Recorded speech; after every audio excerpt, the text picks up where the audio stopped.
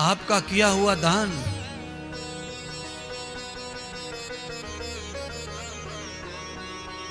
राजा बलि ने भगवान श्री वामन को दान किया, तन मन धन। क्या फल मिला राजा को तन मन धन दे के भगवान वामन को? तो कहा क्षीर सागर का राज्य मिला। दूध के सागर भगवान ने समुद्र दे दिया वामन को, वामन ने राजा बलि को। और उस दूध के सागर में स्वयं नारायण सोते थे, अपना बिस्तर भी दे दिया। ऐसे दानी को, ऐसे यज्ञकर्ता को। क्या करता था राजा बलि? राजा बलि रोज यज्ञ करता था बस। और रोज यज्ञ करने की वजह से राजा बलि इंद्र के आसन पर बैठ गया जाकर के। यज्ञ के फल से लड़ाई नहीं लड़नी पड़ी शासन और सिंहासन के लिए।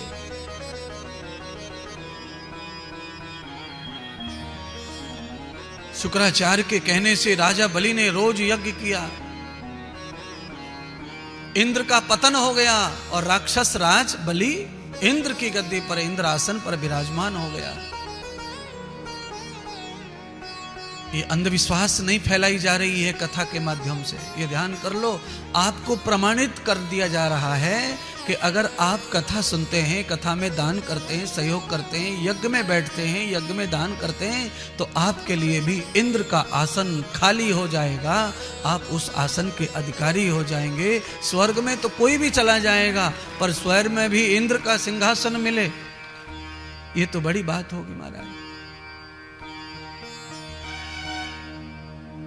बनने को तो सांसद ही प्रधानमंत्री बनते हैं, बनने को तो विधायक ही मुख्यमंत्री बनते हैं,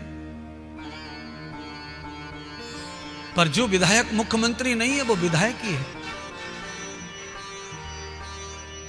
जिस विधायक को कोई मंत्रिमंडल नहीं मिला है वो विधायक ही रहता है। जिस सांसद को कोई मंत्रिमंडल नहीं मिला तो वो सांसद ही रहता है।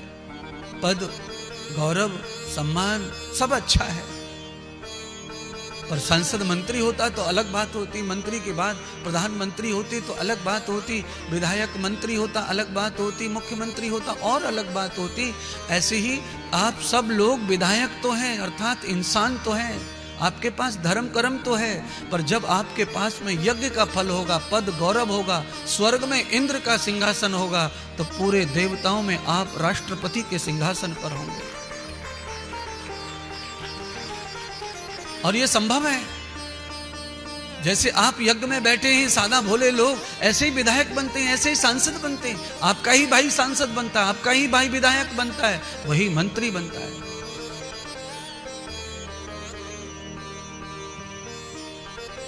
15 दिन पहले कौन कहता होगा कि दिल्ली का मुख्यमंत्री वो स्त्री होगी और ये स्त्री होगी? कौन सी स्त्री होगी? दिल्ली में इतने लोग रहते हैं, किसको पता था? पर आज किसी जन्म का किया हुआ जो यज्ञ है, उस यज्ञ का फल प्राप्त हुआ। और वो देखो 48 विधायकों में से स्त्री को उठाकर रख दिया सिंहासन पर। ये उसके प्रारब्ध से उठा के रख दिया खींच करके। 5 लोग कार में सवार होते हैं, गाड़ी टकरा जाती है और उस गाड़ी के बीच में बैठने वाला एक व्यक्ति मृत्यु के मुंह में चला जाता है। जिसको टक्कर हो गई, जिसने टक्कर कर दी, वो ड्राइवर भी नहीं मरा, सामने कंडक्टर सीट पर मालिक बैठा वो भी नहीं मरा, और बीच में साइड में खिड़कियों के बगल में जो बैठे थे उनको खरोच नहीं आई, बीच वाले को उठा लिया काल ने। जैसे पाप के कारण काल बीच में से उठा लेता है, वैसे ही पुण्य के कारण भी लाखों लोगों में से भगवान उठा लेता है और सोने के सिंहासन पर बिठा देता है।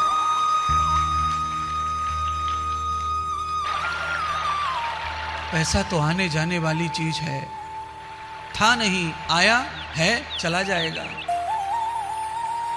और इसी पैसे को अगर सत्मार्ग पर लगा दिया दिल खोल करके, अरे अपने लिए हम कर रहे हैं ऐसा सोच लिया, तो सिंहासन तुम्हारे लिए खाली है, लिख लेना। और ये रिकॉर्डिंग चल रही है, इसको कट करके रख लेना अपने पास। आपको सामने सामने जीवन जीते जीते ये रिकॉर्डिंग जो है आपको प्रूफ करेगी, प्रमाण करेगी कि महात्मा क्या कह रहे थे। यज्ञ में शामिल होने का फल, कथा सुनने का फल, कथा में जुड़ने का फल।